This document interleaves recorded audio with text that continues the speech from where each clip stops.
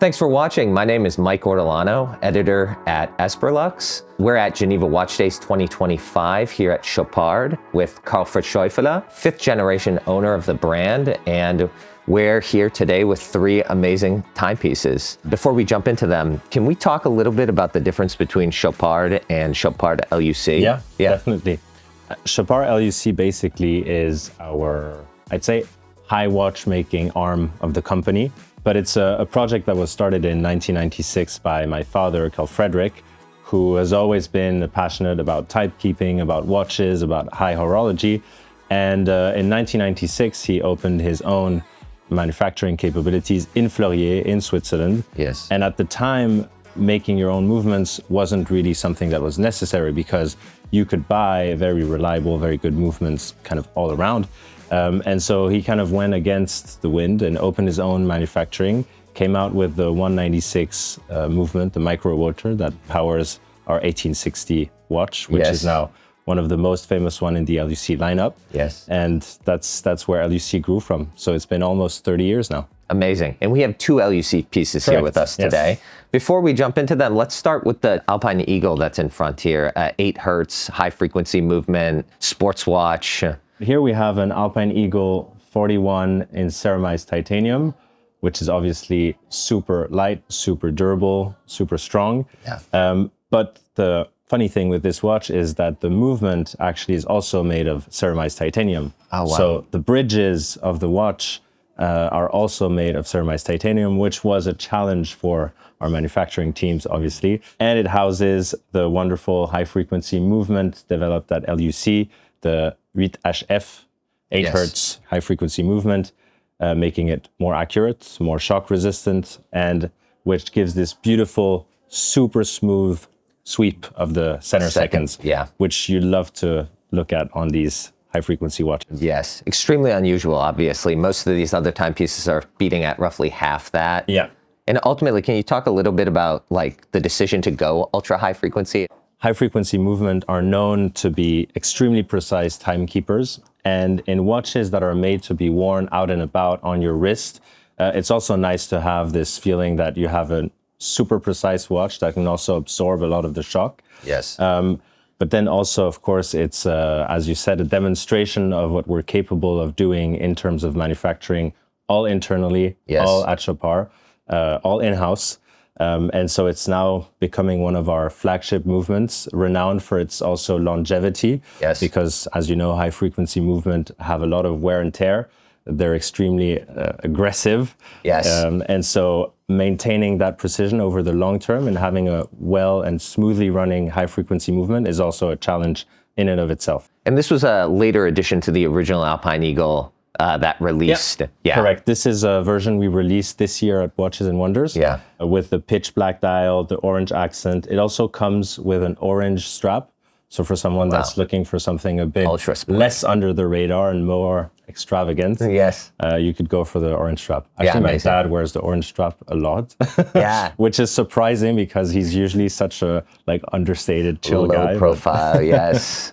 Yeah. No, but it does pop out really well. It's a very summery and fun watch with the orange strap, I can believe. Yeah, amazing. Let's look at the Quattro here. I know this watch originally released in 2000. This is the 25th anniversary timepiece. 216-hour power reserve, 9-day manual wind, incredible. Yeah. The Quattro is a very special movement that we at L.U.C like a lot, because the fact that you have 2 double stacked barrels gives it that long 9-day power reserve, which for a manual winding watch is really exceptional. But this year on the new Quattro, so we released one in rose gold, one in platinum, we kind of really redesigned the entire case and also redesigned the display of the different elements on the watch. Yeah. So the power reserve is now on the back, very discreetly placed up there, which gives us more space on the dial to admire that nice motif and the ice blue dial, which pops out really well. And the case has actually seen a lot of work. We really wanted to keep the traditional watchmaking alive on this watch. So you have traditionally soldered on lugs, which has been a technique that we'd had to learn again, because these are things that are nowadays getting lost. Yes. But our artisans now manage to industrialize the technique and really solder on lugs like they used to do it back in the day. And you have this beautiful bassinet case, which really kind of adds depth to the watch and presence when you wear it on the wrist. So I think overall, it from afar, it may look like a kind of really zen and simple looking watch. Yes. But when you go into the details, there are so many little things that make this watch stand out. 9-day power reserve is incredible. Yeah. Uncluttered frosted dial is also beautiful. I think moving the power reserve indicator to the back is just... And with these long power reserve watches, especially manual wound, you need to wind them quite a bit when you haven't worn them for a long time. Yeah. And so we completely also reworked the crown so that it's more comfortable to wind the watch, because to get to the end, the ergonomics are important with these types of things. Of course. And so the crown is really also one of my favorite piece of the watch, and just the feeling of winding these watches is super nice. It's, you know, it's one of the things I feel like is often overlooked in watches, but the crispness of the wind and the feel, especially on manual wound watches, is just something truly exceptional. I think also, real quick before we move on, it would be really interesting to see, I think, the interchangeable strap system on these, incredibly user-friendly as well. Yes, so this was something that collectors had asked us for many years. Yes, yeah. But we kind of asked ourselves with the team, what system should we integrate? Should we go for an existing solution? Sure. Should we go something where you can really change your strap, and there's already a huge like breadth of systems out there. But then we said, I mean, if we're gonna go as far as remaking the whole case, changing the whole layout of the watch, we might as well come out with our own system for interchangeable straps. Yeah. And it's basically super simple. It's just one small click, and there you go. Pops right off and clicks right back in. Yeah, amazing. It's a beautiful watch. Well, we've been really happy with the feedback we got from collectors about the different case, the size, the layout, the different materials. And I don't know if you've heard about the bee that is on this watch. There's a bee hiding on the watch. I have not.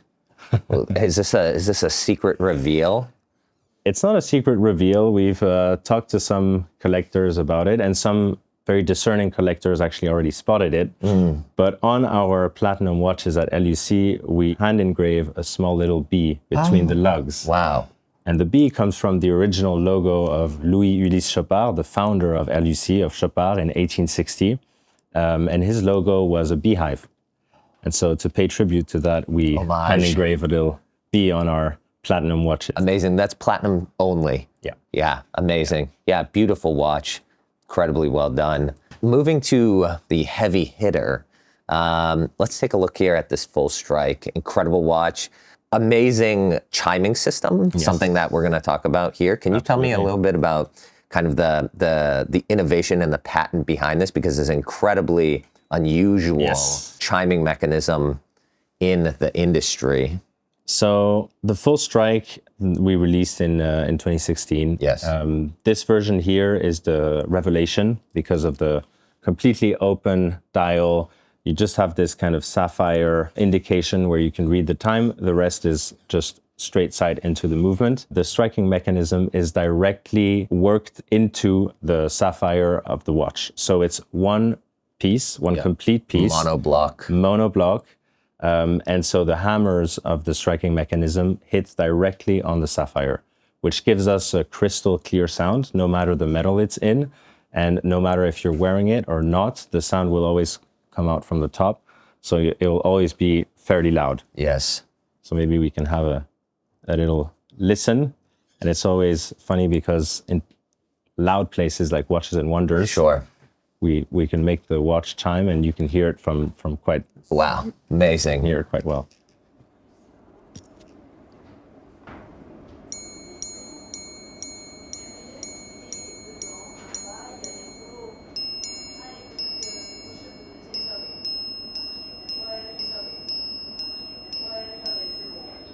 Incredible. Yeah, incredible. What was to ask a little bit about the technology, what was maybe a little bit of the design process like to go into this? I think using Sapphire for the gongs is an incredibly unusual idea, incredibly novel. Very unusual and very complex because working on Sapphire is extremely difficult because the breakage is enormous. Extremely brittle. The number of crystals we broke, I can not imagine. only in the R&D process, but when manufacturing the watch is pretty important. Yes. But in some ways it's worth it because of the sound and the effect you get that is really, truly unique. You have no metallic sound. The sound is extremely clear. The resonance is great. And I remember when, because we talk about watches all the time in the family, it's the ongoing subject. And when my father first started wearing the prototype for these watches, we would sit in super noisy restaurants. He was sitting on one end, I was on the other. And all of a sudden you'd hear a small chime in between the ambient chatter of the restaurant. And everyone would kind of look up and be like, that's pretty good.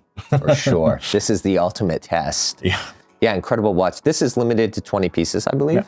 Amazing.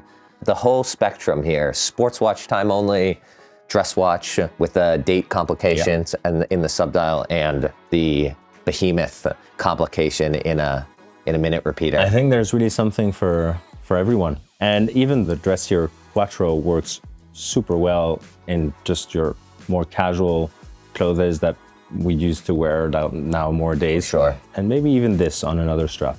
Yeah, I mean, I think all the rules of fashion have changed to pull it as off, well. All the rules of fashion have changed as well. I think you can wear dress watches anytime you want now with jeans and even sneakers. So yeah, amazing. Thank you so much for showing these 3 timepieces to us. I really appreciate it. Thank you so much, Karl-Fritz.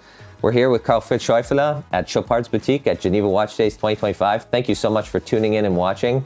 Like and subscribe and comment in the video which one of these is your favorite. Thanks so much. See you. Thank you.